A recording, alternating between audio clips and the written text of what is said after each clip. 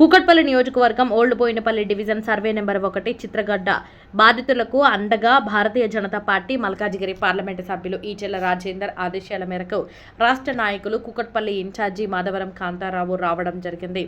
Survey number 1 చిత్రగడ్డ వెళ్లి సందర్శించారు. గత 15 సంవత్సరాలుగా ఇక్కడున్న గత పాలకులు ప్రభుత్వ స్థలాలు, చెరువులు, కుంటలు కబ్జా చేస్తూ అక్రమ సామ్రాజ్యాన్ని నిర్మించుకొని పేద ప్రజలను మోసం చేస్తూ వారి శ్రమను, వారి కష్టార్జితాన్ని దోచుకొని వందల కోట్లు సంపాదించుకొని నిరుపేదలకు అన్యాయం చేస్తున్నారన్నారు.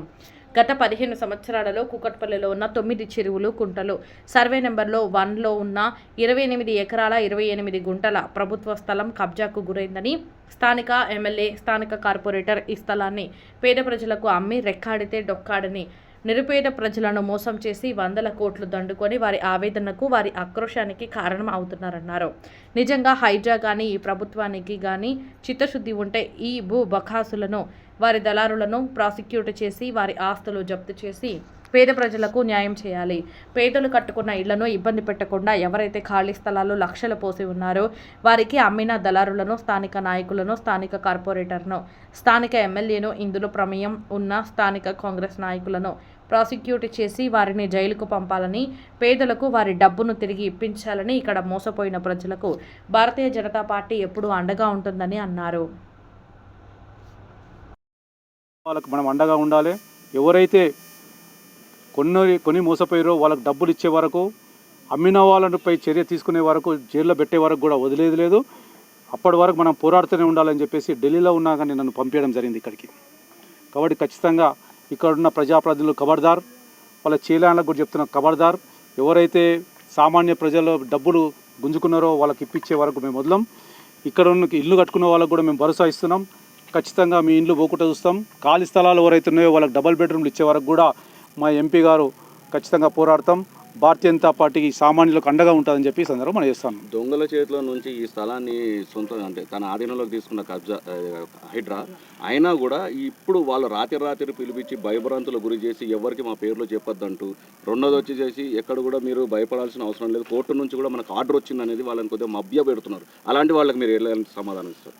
ఇప్పుడు దొంగ ఏదో రకంగా తప్పించుకోవాలని ప్రయత్నం చేస్తున్నాడు. ఇంకా 28వ తారీఖు కోర్టు ఆర్డర్ వస్తుందంటే ఎందుకు రాదు? ఇప్పుడు ఎందుకు రాదు? 28వ తారీఖు ఎందుకు వస్తుంది కరెక్ట్గా? ఈయన జడ్జి ఆయన చెప్పడానికి. ఇది ఎవరి సత్తు అని, ఎవరు జాగీర్ అని, ఇది ఆయన ఫేవర్లో రావడానికి. ఇది గవర్నమెంట్ ఆర్కియాలజీ డిపార్ట్మెంట్. ఇది ఖచ్చితంగా గవర్నమెంట్ స్థలం.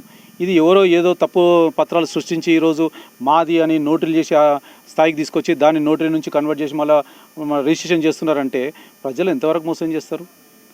వాళ్ళు తప్పించుకునే ప్రయత్నం చేస్తున్నారు. ఖచ్చితంగా దీన్ని ఎండగడతాం. హైడ్రా కమిషనర్ గారు కూడా మేము రిక్వెస్ట్ చేస్తున్నాం. అయ్యా, మీరు 2.5 సంవత్సరాలు అయింది మీ యొక్క డిపార్ట్మెంట్ ఏర్పడి. హైడ్రా వల్ల చాలామందికి న్యాయం జరుగుతుంది అనుకుంటున్నాం. ఇక్కడున్న పేద ప్రజలకు న్యాయం చేయండి.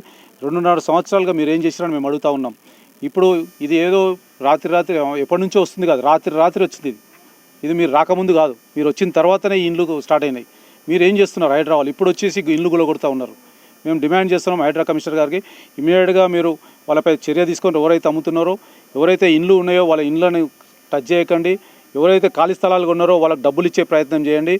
ఎవరైతే భూములు వాళ్ళకి అమ్మిరో వాళ్ళ మీద కఠినమైన చట్టరీత్యా చర్య తీసుకోవాలి, వాళ్ళని లోపలేయాలని చెప్పేసి మేము భారతీయ జనతా పార్టీ డిమాండ్ చేస్తాము. చివరిగా ఇప్పుడు 200 మంది కుటుంబాలు రోడ్డును పడ్డాయి. అలాంటి కుటుంబాలకి మీరు ఇచ్చే భరోసా ఇలాంటి అదే చెప్తున్నా కదా, ఎంపీ గారు కూడా నన్ను పంపించింది. అందుకే ఎవరైతే రోడ్డు మీద పడ్డారో 250 మంది ప్లాట్లు కొన్నారో వాళ్ళకి ఖచ్చితంగా డబ్బులు ఇప్పించే ప్రయత్నం, లేదంటే డబుల్ బెడ్రూమ్లనే ఇప్పించే ప్రయత్నం చేయాలని చెప్పేసి మేము హైడ్రా కమిషనర్ గారికి చెప్పడం జరిగింది. అదే ప్రకారం మేము డిమాండ్ మీద ఉన్నాం. తప్పకుండా వాళ్ళు న్యాయం చేసే వరకు పోరాడతాం.